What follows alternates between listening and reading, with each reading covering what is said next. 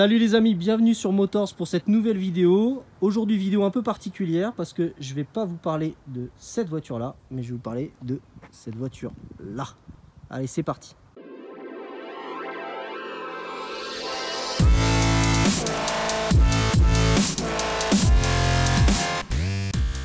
Alors vidéo un peu particulière aujourd'hui parce que c'est une première pour moi.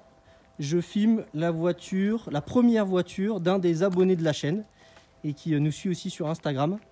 Donc merci à lui déjà de nous avoir fait le plaisir de nous amener sa voiture. Donc comme vous pouvez le voir, ça n'est plus ni moins que la petite sœur de la RS3 parce que c'est la S3, enfin la petite sœur ou la sœur jumelle comme vous préférez. Et donc le but ici aujourd'hui, ça va être de vous montrer les différences qu'il peut y avoir entre la RS3 et la S3. Vous allez voir qu'il n'y en a pas tant que ça, et c'est surtout pour répondre aux demandes de certains qui me demandaient à chaque fois quelles étaient les différences entre les deux. Donc comme on a la chance d'avoir cette voiture avec nous aujourd'hui, on va essayer de vous montrer tout ça. Ce que je vous propose, c'est de commencer déjà par l'extérieur. Donc comme ça, à première vue, si vous la voyez de profil, vous n'allez pas avoir beaucoup de différence. Bon, ok, elle est noire alors que la mienne, elle est jaune. Mais bon, à la limite, ça tant mieux. Surtout que moi, j'avais hésité avec le noir. Et j'avoue qu'il me fait un peu regretter parce qu'elle est vraiment très belle en noir. En plus, il a prise full black avec l'option du black brillant. Donc du coup, elle se retrouve intégralement noire et c'est franchement magnifique. Donc sur l'extérieur, il n'y a pas énormément de différence. La plus grosse différence que vous allez voir à l'avant, c'est celle-ci, c'est la calandre. Parce qu'en fait, la calandre sur le RS3 est en nid d'abeille. Et là, vous pouvez voir, c'est beaucoup plus ligné. Mais franchement, c'est très stylé aussi. C'est très joli, c'est très beau. Par contre, tout le reste, globalement, est complètement à l'identique de la RS3. Les optiques sont exactement les mêmes. En plus, il a l'option des Matrix LED comme sur la RS3. Donc, on a vraiment les mêmes optiques. Et en fait le nid d'abeille que vous avez là, c'est un petit peu celui qu'on retrouve sur la RS3. De l'avant, c'est vraiment la seule grosse différence que vous retrouverez parce que sinon c'est exactement la même. Deuxième différence qu'on peut trouver, ce sont les étriers de frein. Donc bien entendu, il n'a pas pu s'empêcher de prendre l'option des étriers rouges et il a bien raison parce que ça donne vraiment beaucoup de style à la voiture comme sur la mienne. Et donc les étriers sont quasiment identiques mais un peu moins larges que sur la RS3. Mais ce qui est plutôt logique parce qu'on n'est pas vraiment sur la même motorisation, la même puissance, donc on a besoin de moins de freinage. Mais comme vous pouvez le voir, ça donne beaucoup de style aussi à la voiture et ça la rend très jolie comme ça. Donc troisième grande différence, elle se trouve à l'arrière et à mon avis c'est la plus grosse différence, c'est celle-ci. Parce que là vous pouvez voir des magnifiques sorties d'échappement chromées. Donc bien sûr elles sont d'origine, c'est la S3 qui est comme ça. Donc avec le diffuseur arrière sur la S3 est mat, alors que sur ma RS3 il est brillant, mais c'est aussi lié à l'option du noir brillant. Par contre je les trouve vraiment magnifiques ces diffuseurs arrière. En plus il a bien fait, il les a bien astiqués, donc ils sont vraiment superbes. Et pour le coup ça donne une gueule d'enfer à la voiture. Je sais pas si vous voyez, mais pour ceux qui hésitent entre la RS3 et la S3, franchement, ça va pas être sur le style parce que c'est quasiment le même. Et après, c'est vraiment une affaire de goût entre les gros échappements de la RS3 ou les échappements chromés. Donc là, en plus, il y en a 4 sur la S3. Donc voilà, globalement, vous avez les 3 grosses différences de l'extérieur. Et sinon, sur tout le reste, c'est exactement la même voiture, comme vous pouvez le voir. Bon, après, bien sûr, les jantes sont différentes, mais ça, c'est une question de choix, d'option à l'achat. Mais sinon c'est exactement la même que la RS3, donc c'est pas forcément sur le style extérieur que vous allez faire votre choix, parce que pour le coup on a les mêmes voitures.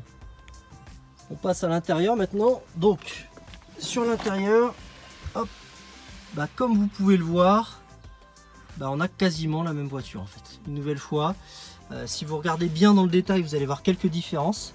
Donc la plus grosse différence en fait, c'est par exemple le volant ou le pommeau de vitesse, ou aussi les finitions ici sur le côté, ou sur la RS3 vous avez une finition Alcantara, alors que sur la S3 vous avez une finition cuir. Honnêtement à choisir, c'est à vous de voir, mais les deux sont extrêmement bien finis. Sinon honnêtement tout le reste, on est exactement sur les mêmes finitions.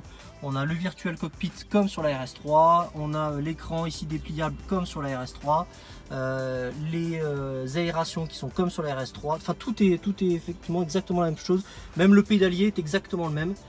c'est un pédalier en alu, donc c'est exactement la même chose. Les sièges, je vais vous les montrer quand même, mais ce sont exactement les mêmes que sur la RS3. En plus, il a pris la même finition que sur la mienne.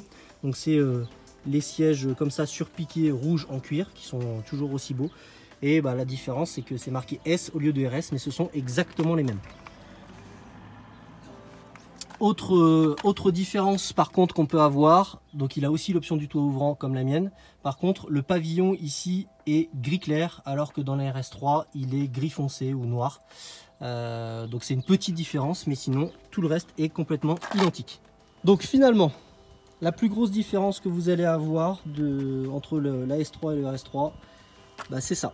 En fait, c'est le moteur. Donc ça reste un moteur TFSI. La différence, c'est que sur le RS3, c'est un 2,5 litres. Sur le S3, pardon, c'est un 2 litres. Sur le RS3, c'est un 5 cylindres. Donc, je ne sais pas si vous vous souvenez avec les 5 cylindres rouges qui sont identifiables sur le cache moteur. Ici, bah, on retrouve 1, 2, 3, 4 cylindres. Donc ça, c'est la plus grosse différence entre la RS3 et le S3. C'est le moteur qu'ils ont mis dedans. 313 chevaux pour la S3, 400 chevaux pour la RS3. Maintenant, on va regarder ce que ça donne en termes de son et de performance. On regarde ça tout de suite. Donc 7e différence entre la S3 et la RS3, bah, bien entendu, c'est, on va dire, celle qui vous intéresse le plus, c'est le son de la voiture. Et donc regardez déjà au démarrage ce que ça donne. Donc voilà, moi j'ai l'impression que c'est un bruit plus sourd que sur la RS3, mais franchement qui est aussi très agréable, moi que je trouve vraiment très agréable. Et regardez ce que ça donne quand on met quelques coups d'accélération.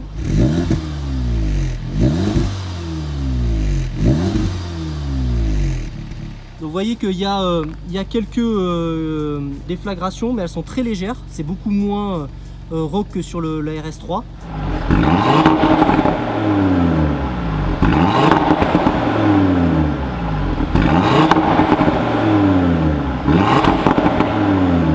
Alors c'est plutôt logique aussi, hein, c'est lié aux 4 cylindres. Ce qu'il faut savoir, c'est que c'est la ligne d'origine hein, sur cette S3. Donc là, vous avez vraiment l'échappement S3. Mais c'est un bruit qui est extrêmement agréable aussi. Et ce que je vous propose, c'est d'aller voir rapidement ce que ça donne en termes de conduite et de confort de conduite, de sonorité à la conduite.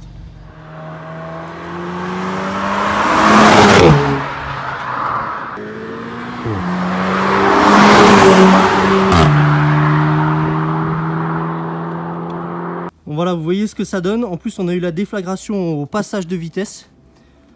Donc franchement, la sonorité, il n'y a rien à dire, ça fait quand même un très joli bruit.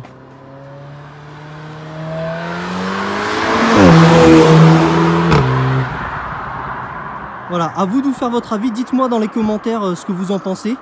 La différence par rapport à la sonorité du RS3 que vous connaissez bien maintenant. Mais moi honnêtement, j'aime beaucoup. Je trouve ça très sympa. Alors bien entendu, c'est pas du tout le même son que le 5 cylindres du RS3. Mais ça fait quand même un très joli son que... moi j'apprécie vraiment.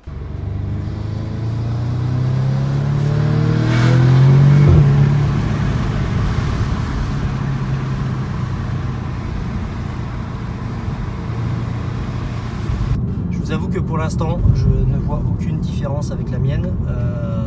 On est en mode dynamique comme vous pouvez le voir là. Donc on va essayer de la tester un petit peu sur route nationale, bien sûr toujours dans la limitation des vitesses, mais juste pour essayer d'entendre un peu le son du moteur. Mais le confort de conduite, l'insonorisation sont totalement identiques à ce que je peux avoir dans la RS3. Donc ça c'est tout aussi agréable. Le confort aussi, j'ai l'impression que même en mode dynamique, on est sur un mode un peu plus confortable que sur la RS3. Du coup je trouve un peu plus tape-cul. Vraiment à ce premier ressenti, on a un confort bien plus présent que dans la RS3. Et pourtant, je peux vous dire que ça pousse quand même fort. Les rapports passent très vite. Et on se fait quand même très plaisir à bord de la S3. Pardon.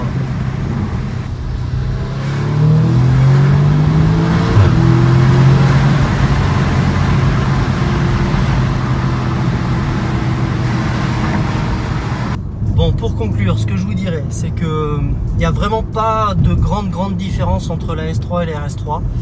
Je pense que c'est vraiment deux voitures plaisir avec lesquelles vous pouvez vraiment vous amuser. En termes d'agrément de conduite, les deux sont vraiment top.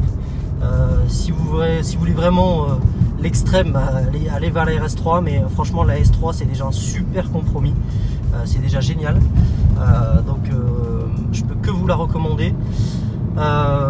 Après c'est une question de goût, hein. Vous avez vu les différences de design, il n'y en a pas énormément, donc à vous de voir ce que vous préférez, mais le 4 cylindres de chez Audi fonctionne quand même très très bien. Le son est quand même super sympa, même s'il n'est pas aussi présent que sur la RS, mais c'est très agréable. Donc c'est là-dessus qu'on va se laisser. Encore merci, un énorme merci à notre abonné de nous avoir fait profiter de sa S3. Je vous invite à me retrouver comme d'habitude sur le compte Motors sur Instagram, où d'ailleurs vous retrouverez très certainement des photos de la S3 avec sa sœur jumelle la RS3. Et puis sinon je vous donne rendez-vous très bientôt pour une nouvelle vidéo. Salut!